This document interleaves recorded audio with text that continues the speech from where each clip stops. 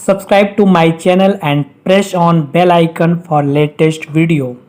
Good morning student. Let's start part 7 video of class 11th complex number and quadratic equations.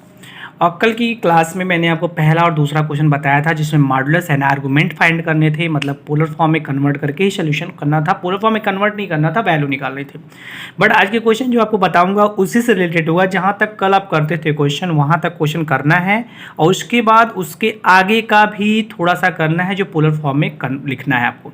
तो आप उसे कैसे लिखोगे उसके बारे में आपको बताने जा रहा हूँ। जैसे आज थर्ड क्वेश्चन आपके सामने रिप्रेजेंट होगा। थर्ड क्वेश्चन में कहा गया है कि जेड जो वैल्यू दी है, जेड की जो वैल्यू दी है वो कितनी है, वो है आपकी 1 माइनस आई। ठीक है, तो क्वेश्चन क्या लिखा है, convert each of the complex number given in exercise 3 to 8 in the polar form. तो ये क्वेश्चन आपका हो गया। इसके सोल्यूशन में हमें क्या लिखना है, पहले हम इसका सोल्यूशन स्टार्ट करते हैं। तो सोल्यूशन में इसको हम लिखेंगे the given complex number, the given complex number, complex number is z equals to 1 minus i. ये हमारा कॉम्प्लेक्स नंबर गिवन था, मैंने उसको लिख दिया। अब आगे लिखेंगे लेट, हमने क्या किया, अभी हम उसको मानेंगे लेट इट्स पोलर फॉर्म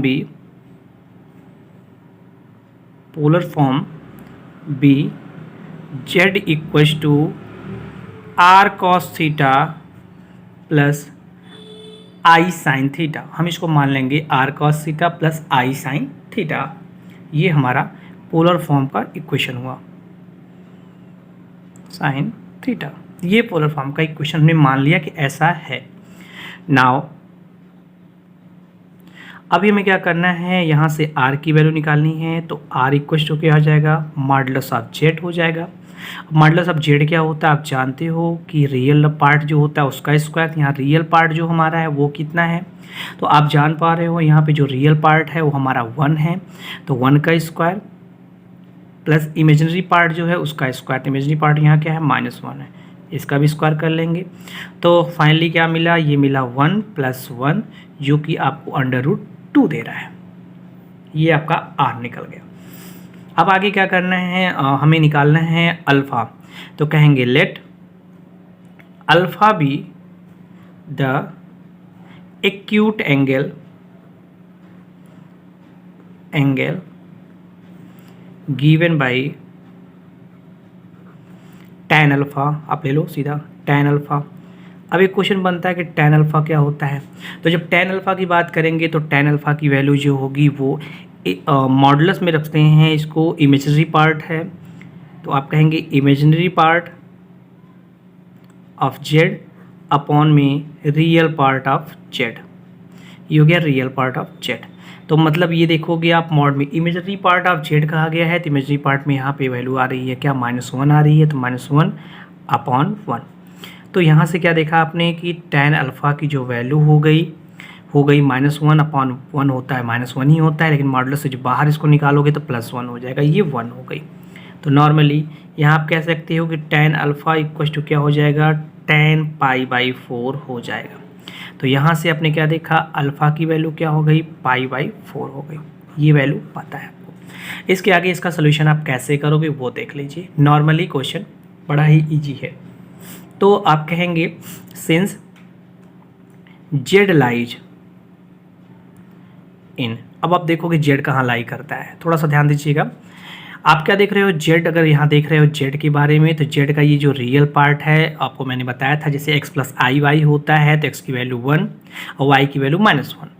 तो आप देख रहे हो पहला पॉजिटिव है दूसरा नेगेटिव है, तो ये कहाँ लाई करता है, मतलब x पॉजिटिव हो लेकिन y नेगेटिव हो, x पॉजिटिव हो y नेगेटिव, ये केवल 4th क्वाड्रेंट पे लाई करता है। तो हम कहेंगे Z lies in 4th quadrant. ये चौथे क्वाड्रेंट में लाई करता है। और चौथे क्वाड्रेंट के लिए मैंने आपको जो है बताया है कि चौथे क्वाड्रेंट में लाई करता है तो क्या होगा, मैं आपको दिखा दे रहा हूँ। देखिए मैंने आपके सामने रिप्रेजेंट कर दिया कि अगर जिसने ये चार्ट ना बनाया वो चार्ट फिर से बना ले। ये जो है देखिए फर्स्ट क्वाड्रेंट में अगर जेड लाई करता है फर्स्ट क्वाड्रेंट में तो थीटा की वैल्यू अल्फ़ा होती है। अगर मैंने कह दिया कि सेकेंड क्वाड्रेंट को लाई करता है, थीटा की वैल्यू पाई माइनस अल्फा होती है, जहाँ पे ये थीटा क्या है, आर्गुमेंट ऑफ जेड है, ये आर्गुमेंट ऑफ जेड को डिनोट करता है। तो आर्गुमेंट जेड कहाँ लाई करेगा, थर्ड क्वाड्रेंट में है, तो थर्ड क्वाड्रेंट में पाई माइनस अल्फा ही होता है, विथ नेगेटिव साइन हो जाता है। और फोर्थ क्वाड्रेंट के लिए क्या होता है, ये माइनस अल्फा का काम करता है, इसको छोड़ दीजिए, माइनस अल्फा, आप देखिए माइनस अल्फा का काम करता है। तो अभी जो हमने क्वेश्चन किया है उसमें आप क्या है उसको मैं दिखाता हूँ आपको। तो आपने क्या देखा, यहाँ जेड जो है लाई कर रहा है फोर्थ क्वाड्रेंट में, और जब जेड फोर्थ क्वाड्रेंट में लाई करेगा तो ऐसे सिचुएशन में हम जो आर्गूमेंट क्या देंगे, तो हम कहेंगे therefore argument of z that's theta will be equals to minus alpha होता है। तो आप कहोगे यहाँ से थीटा की तब वैल्यू हो जाएगी माइनस अल्फा कितना है, पाई बाई फोर, तो ये माइनस पाई बाई फोर ये थीटा की वैल्यू हो गई। जब थीटा की value minus pi by four हो गई तो हेंस रिक्वायर्ड पोलर फॉर्म क्या हो जाएगा, required polar form is z equal to, अभी आपने पढ़ा था, यहाँ पीछे थोड़ा सा आते हैं, तो हमने पढ़ा था जेड इक्वल टू क्या होता है, r cos theta plus i sine theta होता है। तो आर की वैल्यू क्या है, और यहाँ पे देखिए आर की वैल्यू आपने रखी हुई है √2, आर की वैल्यू क्या आई है, यहाँ से आर की वैल्यू आई है √2। यहाँ मैं आर लिख के इसको घेर देता हूँ ताकि आपको आसानी रहे इसको देखने में। आर इक्वल टू √2, तो वैल्यू रखेंगे यहाँ पे, तो ये हो जाएगा √2 ब्रैकेट में कॉस थीटा मतलब माइनस पाई बाई फोर और प्लस आई साइन थीटा मतलब माइनस पाई बाई फोर, ये आपका रिजल्ट हो गया। तो इस तरह से मैंने आपको जो क्वेश्चन बताया, पूरा क्वेश्चन यहाँ पे देखिए एक बार हल्का सा क्वेश्चन का, ये क्वेश्चन हो गया आपका, स्क्रीनशॉट आउट ले लीजिए अगर लेना चाहते हैं एक बार इसका, ये क्वेश्चन था, इसका स्क्रीनशॉट आउट लेना चाहते हैं तो एक बार ले लीजिए, 2 बार में स्क्रीनशॉट आउट ले पाएंगे आप।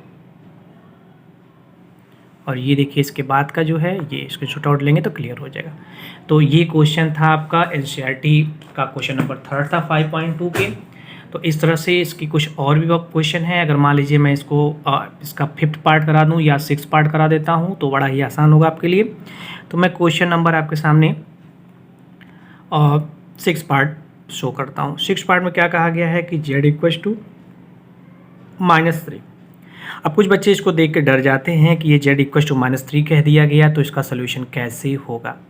तो इसको आपको डरने की ज़रूरत नहीं है, इसका नॉर्मल क्वेश्चन है। इसको आप लिखोगे जेड इक्वल टू, चूँकि ये -3 था तो -3 इमेजिनरी पार्ट नहीं है तो इसको हम 0i लिख देंगे। तो ये हो गया आपका इमेजिनरी पार्ट 0 × i, ठीक है। और ओवरऑल ये क्या दे देगा आपको, यहाँ से वैल्यू 0 देगा। तो अब इसका सोल्यूशन आपको करना है। सोल्यूशन कैसे करेंगे, कहेंगे सोल्यूशन लिखेंगे the given complex number, the given complex number is z equals to 1 minus i, sorry z equals to क्या था यहाँ पे -3 और फिर क्या था +0i, ये हो गया 0i। ये पूरा क्वेश्चन हो गया। अच्छा जी, तो इसका सोल्यूशन कैसे करेंगे, आपको होगी कि late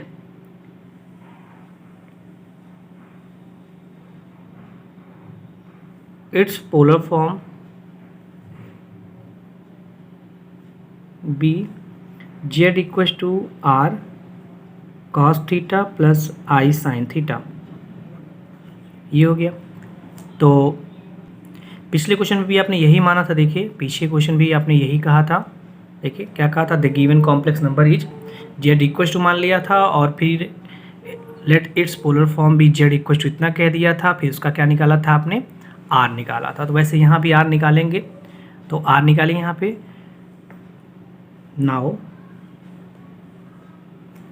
are equals to modulus of z, it will equals to √, जो यहाँ पे आपको रियल पार्ट होगा इसका स्क्वायर, तो -3 का स्क्वायर कर लेते हैं और +0 का स्क्वायर करते हैं। तो फाइनली क्या मिलेगा, यहाँ से आपको 9 मिल गया, +0 हो गया। तो ये आ गया आपका 9 का स्क्वायर रूट लेंगे तो 3 आ जाएगा। मतलब आप कह सकते हो यहाँ से आर की वैल्यू कितनी हो गई, 3 हो गई। ये क्लियर है आपका, आर यहाँ से क्लियर हो गया। फिर हम कहेंगे let alpha be the acute angle acute angle given by tan alpha equal to क्या होगा, तो हम कहेंगे tan equal to imaginary part of z upon real part of z, ये दे देगा। अच्छा जी, तो ये निकालेंगे यहाँ से तो मिलेगा इमेजनरी पार्ट ऑफ जेड क्या है, आप देख रहे हो 0 है, और real part of the Z क्या है -3 है। तो मतलब यहाँ से क्या मिला, tan अल्फ़ा की वैल्यू क्या मिल गई, तो tan अल्फ़ा की वैल्यू मिल गई 0। तो आपको हो गया tan अल्फ़ा इक्वल टू, अभी हम सोचना है कि tan अल्फ़ा की वैल्यू 0 कहाँ होती है। तो आप जानते हो जहाँ tan अल्फ़ा की वैल्यू 0 कहाँ होती है, तो मतलब tan अल्फ़ा को लिख सकते हैं sin alpha upon cos alpha. अगर sin अल्फ़ा की वैल्यू 0 हो जाए मतलब 0 डिग्री पे होती है, तो ये हो जाएगा tan 0 डिग्री, tan 0 डिग्री पे ये वैल्यू होती है। तो नॉर्मली यहाँ से अल्फ़ा की वैल्यू क्या हो गई, 0 हो गई, ये आपने लिख लिया। अभी आपको क्या करना है, चेक करना है जेड कहाँ, यहाँ पे कहेंगे सिंस जेड लाइज, जेड कहाँ लाई करता है उसके लिए देखना है। तो आप देखोगे जेड जो लाई करता है, चूँकि यहाँ पे इमेजनरी पार्ट नहीं है, तो इमेजनरी पार्ट नहीं है इसका मतलब ये वाई कोऑर्डिनेट नहीं है, केवल एक्स कोऑर्डिनेट है। एक्स कोऑर्डिनेट पे लाई करता है, वो भी निगेटिव एक्सिस के लिए, निगेटिव एक्सिस के लिए लाई करता है। तो वो जेड लाई कहाँ करता है, तो जेड को हम मान लेंगे ये सेकंड क्वाड्रेंट में लाई करेगा। सेकंड क्वाड्रेंट, क्यों सेकंड क्वाड्रेंट में लाई करेगा, क्योंकि आप कहोगे अल्फ़ा अगर 0 है, अल्फ़ा अगर 0 है और यहाँ पे जो वैल्यू मिली है, मतलब आप देख पा रहे हो यहाँ पे रियल पार्ट नेगेटिव है, और रियल पार्ट नेगेटिव मतलब एक्स कोऑर्डिनेट आप नेगेटिव मान रहे हो। एक्स कोऑर्डिनेट नेगेटिव कहाँ होता है, तो आप देखो सेकंड कोऑर्डिनेट और थर्ड कोऑर्डिनेट में नेगेटिव होता है, लेकिन थर्ड कोऑर्डिनेट तब लेते हैं जब वाई भी नेगेटिव, लेकिन यहाँ वाई नेगेटिव है नहीं, वाई 0 है, तो हम कह सकते हैं उस पर है तो इसको सेकंड क्वाड्रेंट में ही मानेंगे। तो second Z lies second quadrant, therefore इसका जो आर्गुमेंट एंगल होगा, ये आर्गुमेंट ऑफ जेड ये शो क्या करेगा, थीटा को शो करेगा, और थीटा की वैल्यू क्या आएगी, थीटा की वैल्यू पाई माइनस अल्फ़ा होती है, तो आप कह दोगे पाई माइनस 0 दैट्स पाई। ऐसे सिचुएशन में अगर हम कहें पोलर फॉर्म लिखना है, तो पोलर फॉर्म क्या होगा, तो आप कहेंगे hence required polar form, required polar form क्या हो गया, तो आप कहेंगे जो रिक्वायर्ड पोलर फॉर्म है जेड इक्वल्स टू आर की वैल्यू 3 आई है 3, यहाँ कहेंगे cos pi plus i sine pi, ये आपका सोल्यूशन हो गया। ठीक है, तो इस तरह से आपने क्वेश्चन सोल्यूशन किया, और इसके और भी पार्ट है जो आप कर लेंगे, और अगर कोई क्वेश्चन नहीं आता है तो कमेंट बॉक्स में ज़रूर लिखेंगे ताकि मैं नेक्स्ट वीडियो में उसको सोल्यूशन दे पाऊँ आपको। Have a nice day.